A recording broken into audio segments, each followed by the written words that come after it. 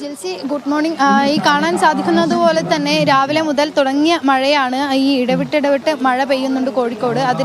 അതിന് കൂടെ തന്നെയാണ് ഇപ്പോൾ കോഴിക്കോട് വരക്കൽ കടപ്പുറത്താണുള്ളത്. ബലിതർപ്പണ ചടങ്ങുകളൊക്കെ പുരോഗമിച്ചുകൊണ്ടിരിക്കുകയാണ്. പുലർച്ചെ തുടങ്ങിയ ചടങ്ങുകളാണ് ഇപ്പോഴും പുരോഗമിച്ചുകൊണ്ടിരിക്കുകയാണ്. ഒരുപാട് ആളുകൾ, അതായത് കഴിഞ്ഞ വർഷം 1,00,000-ഓളം ആളുകളാണ് വരക്കൽ കടപ്പുറത്ത് ബലിതർപ്പിക്കാൻ എത്തിയതെങ്കിൽ ഇത്തവണ 1,50,000-ലധികം ആളുകളെയാണ് ഇത്തവണ ഇവിടെ ബലിതർപ്പണത്തിനായി പ്രതീക്ഷിക്കുന്നത്. ഈ ശ്രീകണ്ഠേശ്വര ക്ഷേത്ര യോഗത്തിന്റെയും ദുർഗാദേവി, ഈ വരക്കൽ ദുർഗാദേവി ക്ഷേത്രത്തിന്റെയും പിന്നെ ഹിന്ദു ഐക്യവേദിയുടെയും ഒക്കെ നേതൃത്വത്തിലാണ് ഇവിടെ ബലിതർപ്പണ ചടങ്ങുകൾ പുരോഗമിക്കുന്നത്. മലബാറിലെ ഏറ്റവും പ്രധാനപ്പെട്ട ഒരു കേന്ദ്രം കൂടിയാണ് വരക്കൽ. ഈ പരശുരാമന്റെ ഒക്കെ പ്രതീകം കുടികൊള്ളുന്ന ഒരു പരശുരാമ സങ്കല്പം ഒക്കെയുള്ളൊരു കടപ്പുറമാണ് എന്നാണ് വിശ്വാസികൾ വിശ്വസിക്കുന്നത്. അതുകൊണ്ട് തന്നെ അത്തരത്തിൽ ഒരുപാട് ആളുകൾ എല്ലാ വർഷവും ഇവിടെ വരക്കൽ കടപ്പുറത്ത് എത്തിച്ചേരുന്നുണ്ട് ബലിതർപ്പണത്തിനായി.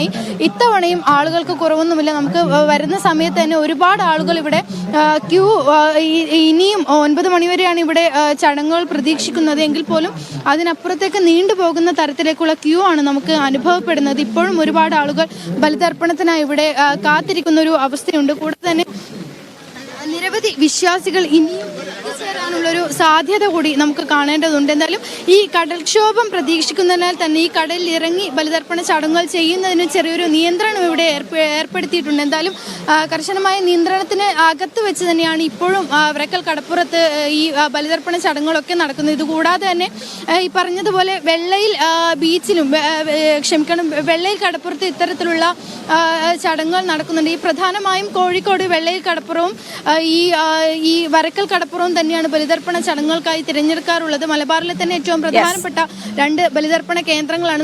നമ്മൾ വരുന്ന വഴിയിൽ ഈ വെള്ളയിൽ പരിസരത്തും ഇത്തരത്തിൽ കനത്തൊരു ക്യൂ തന്നെ കണ്ടിരുന്നു. ഇത്തരത്തിൽ ഈ 2 കടപ്പുറങ്ങളിലും ഈ ബലിതർപ്പണ ചടങ്ങുകളൊക്കെ പുരോഗമിക്കുകയാണ്. ജിൽസി.